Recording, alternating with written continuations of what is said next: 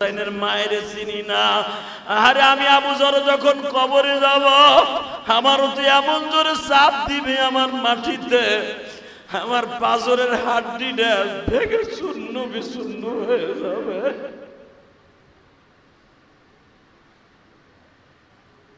আমার মুসল্লি ভাইরা, যদি কবরের কথা চিন্তা করিয়া কারো এক চোখটা পানি পড়িয়া যায়, আমার রব্বে কারিম বলেন, ওয়া আম্মা মান খাফা মাকাম রাব্বিহি ওয়া নাহান নাফসা আনিল হাওয়া ফাইন্নাল জান্নাতা হিয়াল মাওয়া।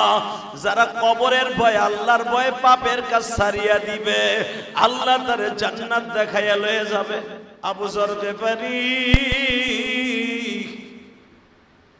যাইয়াই দেখে পুরা ঘরটা আলো। আবু যর গিফারি বারান্দায় দাঁড়ায় কান্দে আর কয়, আহারে এই লোকটা তো সন্ত্রাসীর চেহারা হইতে পারে না। এই লোকটার চেহারার মধ্যে এমন দামি দামি জিনিস আছে, আমি তো জীবনে এত সুন্দর কোয়ালিটির চেহারা কোনোদিন দেখি নাই।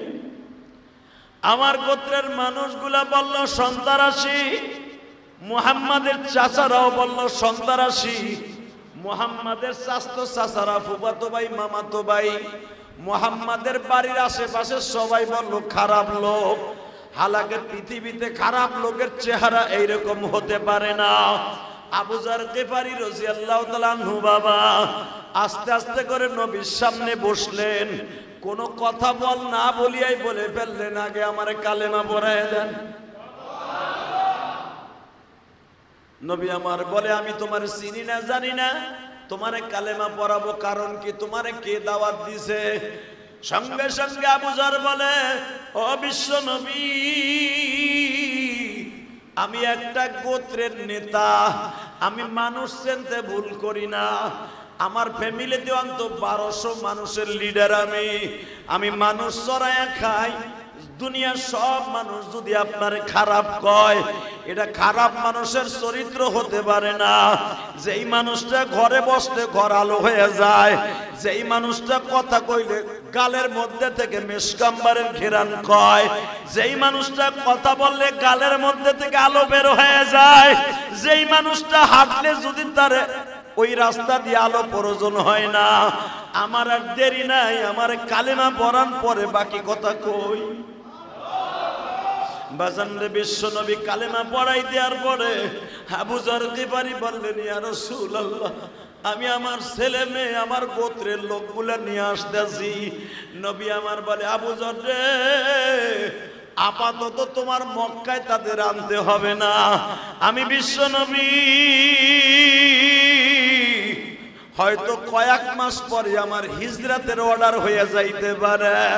তুমি মক্কায় যদি মানুষগুলা নিয়ে আসো, তুমি মক্কায় ঢুকলে তোমার মাইরা ফেলবে। তোমার লোকজন লইয়া মদিনায় সাক্ষাৎ কইরো, তোমার সাথে আমার মদিনায় বাকি কথা হবে। বাজান আবু যর গিফারি এমন একজন দামি সাহাবী হয়ে গেলেন, আমার নবী যেটায় যাইতেন সাথীর মতো হয়ে আবু যর গিফারি নবীর সামনে দাঁড়ায় থাকতেন। নবী যুদ্ধে গেল, আবু যর গিফারি নবীর পিছনে থাকতেন। নবী যখন যুদ্ধে যাইতেন, আবু যর সামনে থাকতেন। নবী যখন খাবার প্লেট ধুইতে যাইতেন, আবু যর গিফারি ধুইয়া দিতেন। বাজান আবু যর গিফারি মদিনায় হিজরাতের পরে 1-2 জন না, আবু যর গিফারি কালেমা পড়ে যাওয়ার পরে তার ফ্যামিলিতে শত শত মানুষ কালেমা পড়াইলেন। আরো জোরে কর। শত শত মানুষ লইয়া মদিনায় হিজরাতের পরে বিশ্ব নবীর কাছে হাজির। আমার নবী দেখে আবু যর গিফারি রে চিনা ফেলছে। তোমার না গিফার গোত্রের নেতা আবু যর? ইয়া রাসূলুল্লাহ, আপনি আমাকে কেমনে চিনলেন? আবু যর রে, আমি আমার মায়ের গর্ভে থাকা অবস্থায় যা দেখছি তাও আমার মনে আছে। বাদশা আব্রাহারে ধ্বংস করছে, সেই দৃশ্য আমি নবী মার পেটে বসে অনুধাবন করতে পারছি। আবু যর, তুমি কি ভাবতেছো আমি নবী কি সাধারণ মানুষের মতো? ও আমার কলিজার মুসল্লি ভাইরা, আবু যর গিফারি রে শয়তান কোনদিন ধোঁকা দিতে পারতো না। যখনই আবু যরের কাছে শয়তান আসতে চাইতো, আবু যর বুঝতো এখন আমার শয়তানে ধোঁকা দিবে। আবু যর গিফারি সঙ্গে সঙ্গে বলতেন, আমি আমার নবীর হাতের সাহাবী, আমার নবী স্পেশাল দোয়া করে দিয়ে দিছে, আবু যর রে কিয়ামত পর্যন্ত হায়াত পাইলেও তোরে শয়তান ধোঁকা দিতে পারবে না। বাজান, আবু যর গিফারির ইতিহাস আপনারা জানেন। এই আবু যর গিফারি লম্বা চওড়া একটা হায়াত পাইছিলেন। আবু যর গিফারি একা একা থাকতে ভালোবাসতেন, চুপচাপ থাকতে ভালোবাসতেন, শয়তানের ধোঁকা থেকে এড়াইয়া চলতেন। মানুষের কাছে গেলে গীবত শিকায়েত করতে হবে, এই জন্য আবু যর একা একা বাগানের মধ্যে ইবাদত করতেন। আল্লাহু আকবার জোরে বলা। এই জন্য দেখবেন মসজিদে নববী থেকে যাইতে একটা মসজিদ আছে, মসজিদে আবু যর গিফারি। আবু যর গিফারির মসজিদে আবু যর একা একা জামাত করতেন। হযরত ওমর বললেন, আপনি মসজিদে নববীতে আসেন না, বাগানের মধ্যে কেন একা একা জামাত করেন? আবু যর গিফারি বলতেন, ও ওমর, আমার মানুষের কোলাহল ভালো লাগে না, আমি আমার মাওলার সাথে সিজদায় বসে কথা কই, আমি যখনই দরকার হয় বিশ্ব নবীর কাছে যাই গো। নবীর কাছে রিপোর্ট চলে গেল, নবী আপনার আবু যর গিফারি কোনো দামি জায়গায় যায় না, একা একা থাকতে ভালোবাসে। আমার নবী দোয়া করলেন, আল্লাহ আমার আবু যরকে তুমি একা একাই রাইখা দিও। বিশ্ব নবী বিদায় নিয়ে চলে গেলেন। ইন দি মিন টাইমে আবু যর গিফারি কানে কে যেন খবর দিলে, আমার এতিম নবী দুনিয়ায় নাই রে আবু যর। আবু যর মসজিদের থেকে বের হয়ে নবীর লাশের সামনে দাঁড়াইয়া দুই ফোঁটা পানি ছেড়ে দিয়া বলে, নবী গো, কালেমা আপনার নিজের হাতে পড়াই আমারে ফাঁকি দিয়া চলিয়া গেলেন, আমি আর মসজিদে নববীতে কোনোদিন আসবো না। আবু যর গিফারি বাবা অনেক দূরে চলিয়া গেলেন। 6 মাস পরে আবু যর গিফারি আমার মদিনায় আসলেন। আস্তে করে ঢিলটা মারি দিয়ে পিছনেতে সরে আইছে। আবু যর গিফারি রওনা দিছে, যায় দেখে আমার এতিম নবী যেই ঘরের মধ্যে বয়ে রইছে, পুরা ঘরটা আলো হয়ে রইছে। আবু যর গিফারি দেখে ঘরের মধ্যে বাতি নাই, কিন্তু পুরা বাতিটা একজনের চেহারায় বাতি। এখন দিলটা নরম করবেন। নবীরে যদি আমরা জীবনে একবার দেখতাম, আমার মনে হয় আমার নবীর জন্য আমি ইলিয়াস রহমান যদি বুকটা পাতায় দিতাম, যে আমার নবীর কদমটা যেন আমার বুকের উপরে একবার হলো পড়ে। হিন্দুরা যদি একটা পুরোহিত একটা ব্রাহ্মণের জন্য একটা গোর পাড়া দিয়েও যাইতো, আমার জীবন ধন্য হয়ে যেত। হ্যাঁ, আবু যর গিফারি যাইয়াই দেখে পুরা ঘরটা আলো। আবু যর গিফারি বারান্দায় দাঁড়ায় কান্দে আর কয়, আহারে এই লোকটা তো সন্ত্রাসীর চেহারা হইতে পারে না, এই লোকটার চেহারার মধ্যে এমন দামি দামি জিনিস আছে, আমি তো জীবনে এত সুন্দর কোয়ালিটির চেহারা কোনোদিন দেখি নাই। আমার গোত্রের মানুষগুলা বলল সন্ত্রাসী, মুহাম্মাদের চাচারাও বলল সন্ত্রাসী, মুহাম্মাদের চাচতো চাচারা, ফুফাতো ভাই, মামাতো ভাই, মুহাম্মাদের বাড়ির আশেপাশে সবাই বলল খারাপ লোক। হালাকে পৃথিবীতে খারাপ লোকের চেহারা এইরকম হতে পারে না। আবু যর গিফারি রাদিয়াল্লাহু তাআলা আনহু বাবা আস্তে আস্তে করে নবীর সামনে বসলেন। কোন কথা বল না বলিয়াই বলে ফেললেন, আগে আমারে কালেমা পড়ায় দেন। নবী আমার বলে, আমি তোমার চিনি না জানি না, তোমারে কালেমা পড়াবো কারণ কি, তোমারে কে দাওয়াত দিছে?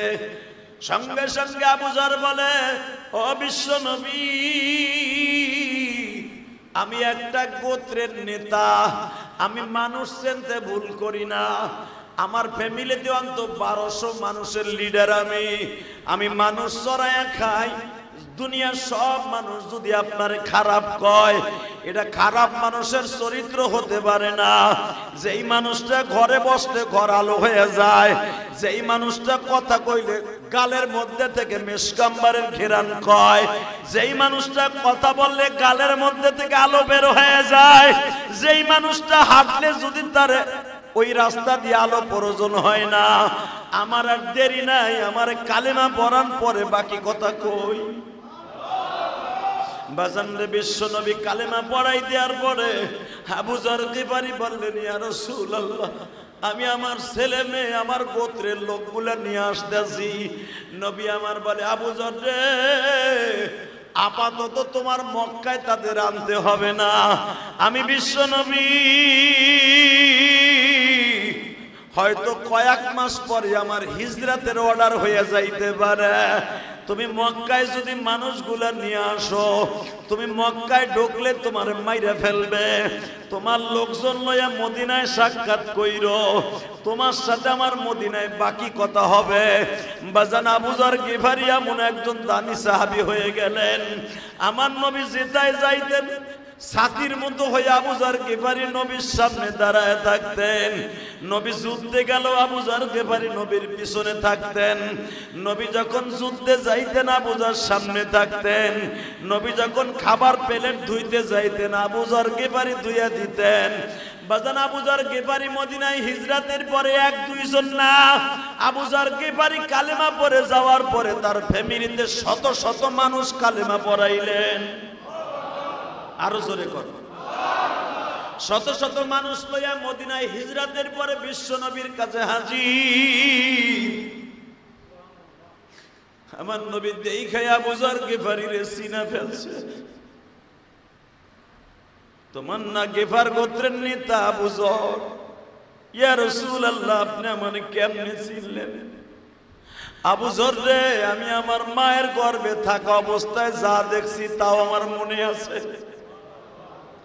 বাদশা আব্রাহারে ধ্বংস করছে সেই দৃশ্য আমি নবী মার পেটে বসে অনুধাবন করতে পারছি। আবু যর, তুমি কি ভাবতেছো আমি নবী কি সাধারণ মানুষের মতো? ও আমার কলিজার মুসল্লি ভাইরা, আবু যর গিফারি রে শয়তান কোনদিন ধোঁকা দিতে পারতো না। যখনই আবু যরের কাছে শয়তান আসতে চাইতো, আবু যর বুঝতো এখন আমার শয়তানে ধোঁকা দিবে। আবু যর গিফারি সঙ্গে সঙ্গে বলতেন, আমি আমার নবীর হাতের সাহাবী, আমার নবী স্পেশাল দোয়া করে দিয়ে দিছে, আবু যর রে কিয়ামত পর্যন্ত হায়াত পাইলেও তোরে শয়তান ধোঁকা দিতে পারবে না। বাজান আবু যর গিফারির ইতিহাস আপনারা জানেন। এই আবু যর গিফারি লম্বা চওড়া একটা হায়াত পাইছিলেন। আবু যর গিফারি একা একা থাকতে ভালোবাসতেন, চুপচাপ থাকতে ভালোবাসতেন, শয়তানের ধোঁকা থেকে এড়াইয়া চলতেন। মানুষের কাছে গেলে গীবত শিকায়েত করতে হবে, এই জন্য আবু যর একা একা বাগানের মধ্যে ইবাদত করতেন। কমেন্ট বক্সে জানিয়ে দিন আপনার মতামত। ভিডিওটি ভালো লাগলে অবশ্যই একটি লাইক দিন এবং শেয়ার করুন। পরবর্তী আপডেটের জন্য চ্যানেলটি সাবস্ক্রাইব করে আমাদের সাথেই থাকুন। ধন্যবাদ।